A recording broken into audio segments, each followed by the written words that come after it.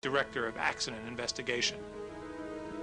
As to the radar data, there are problems here as well. The last sweep of the Riverhead radar shows the 4 data points deleted in a pi wedge right where Flight 800 was. And that's where any missile would have been that was going to hit it. Now that data has been completely deleted. It's just like any investigation. When evidence comes up missing, you know, there might be a reason, or it might have just been lost. But when you have data that it isn't just missing, it's just deleted, you know, all the data. You know, that's not something that just happens by itself. And remember the explosive traces of PETN and RDX found inside the plane and out? Those also had to be explained away. About this, the NTSB proved coy. We don't know exactly how the explosive residues got there, but we do know from the physical evidence I've just discussed that the residues were not the result of the detonation of a bomb. All of this explosive residue is being found inside the plane, outside the plane. The government has a problem.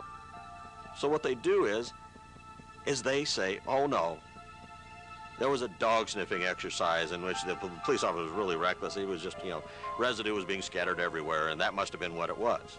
Well, the problem is, the plane that became Flight 800 was full of passengers waiting to go to Hawaii, full crew, during that entire time, for a long time before, and for a half hour afterwards. You can't do, and no one was aboard the plane at the time the dog sniffing exercise takes place. That's the way they do it. The next plane over was another 747, completely empty, no one on board. That's where the dog exercise took place. The government knows that. The FBI knows that. But they needed something to beat back this force that was building within the New York Times. There were problems with the flight data recorder as well. Glenn Schultz, an expert in the field, made a compelling case to the top NTSB brass that the last 4 seconds were deleted. They promised to get back to him. Schultz is still waiting. The heart of the NTSB explosion scenario involves the center wing tank. And that a fuel-air explosion with Jet A fuel was more than capable of generating the pressures needed to break apart the center wing tank and destroy the airplane. Together with the other physical evidence that I have already mentioned, this leads to the inescapable conclusion that the cause of the in-flight breakup of TWA Flight 800 was a fuel-air explosion in the center wing tank. Despite its name, the center wing tank sits in the fuselage under the passenger seats. No one denies it blew up. The only questions are when and how.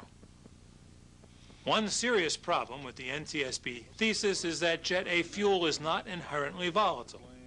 Retired Navy Wing Commander and flight investigator Bill Donaldson performed some simple but telling experiments on this point. Really blew up, didn't it? What the Aviation Fuels Handbook says is that same phenomena, putting out an open flame, will occur all the way up to 127 degrees Fahrenheit with Jet A1 fuel. And this is what the NTSB doesn't want you to know. Now, what I'm going to do here, it's windy, I'm going to try and light this candle. Then I'm going to use the spray bottle to show you what happens if something violent happened to the tank and that fuel that was in the bottom of the tank was suddenly misted into the atmosphere by kinetic energy.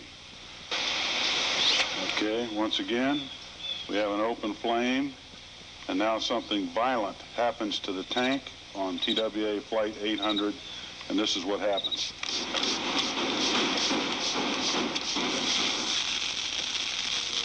In their own tests, the NTSB could not get kerosene to give any kind of an explosion that they could use for analysis purposes, so they had to go with hotter fuels that would explode.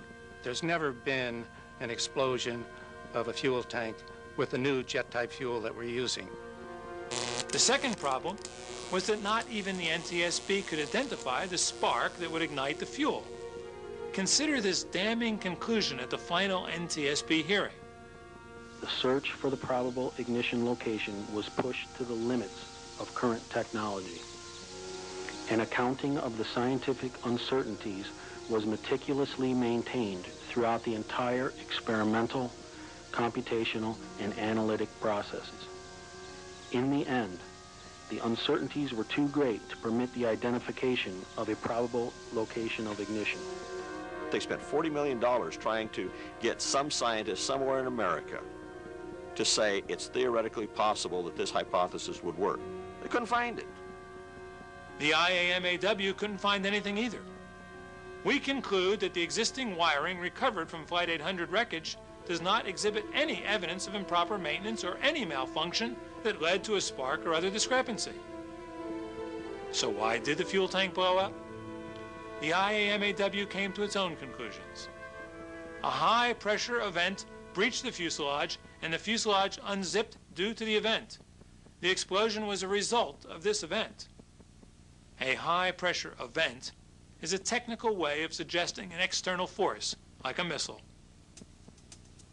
Let's take a moment to review the evidence. The Machinists Union argues for an external event. 736 eyewitnesses see what appears to be a missile. The missile tests support the witnesses. FAA radar picks up what appears to be a missile. The debris field suggests a missile. Explosive residue is found on the plane. Potential missile residue is found on the seat backs. The flight data recorder appears to be missing the final 4 seconds. Forensic evidence has been withheld. The jet fuel isn't volatile enough. No ignition can be found. No comparable explosion has ever happened before. How then can the NTSB insist on a mechanical explanation? Simple enough. There was no, quote, physical evidence of a bomb or missile. No missing portions of fuselage were large enough to represent the entry of a missile. You may have noticed that some of the photographs of the reconstruction show what appear to be several large missing areas. However, almost all of the fuselage structure in these areas is actually attached to the adjacent pieces, but has been folded back or crushed. Something to remember here. The top NTSB brass were a mechanical thesis before much of anything was recovered. It's time to ask a tough question. Is it possible that in an administration notorious for misplacing evidence, the physical evidence from Flight 800 was misplaced as well? Consider this exchange from early in the investigation. I wish Clinton would get off his ass and do something about this terrorism. I don't know if you could print that. But... Oh, no, it's definitely an explosion. I tell you, when you see it for yourself, I mean, the little pieces are all over the place. We have senior FBI agents under oath in court stating that the NTSB was never allowed to see anything as it came off the floor, onto the ships, onto shore, into the hangar. It remained under FBI control. The FBI would go through it at will, take anything they wanted, no record, and that again, that's also under oath, no record of this stuff being taken wherever the FBI wanted to take it. This leading edge, one of the parties to the investigation, when the parts were coming in, said, aha, he sees it with holes in it. He takes the part himself to the chemical sniffer. They'd run the test. It pops positive. The FBI alerts on it, and the next thing you know, the part's gone. Hank Hughes, senior NTSB official, under oath, May 10th, 1999, before a Senate subcommittee, told the Senate that multiple FBI agents were caught red-handed at 3 a.m. one morning stealing stuff from the hangar that he controlled. We know it because it's part of the Senate record. As part of the discovery process for his criminal trial, Jim Sanders was allowed access to information and places others were not. He learned a good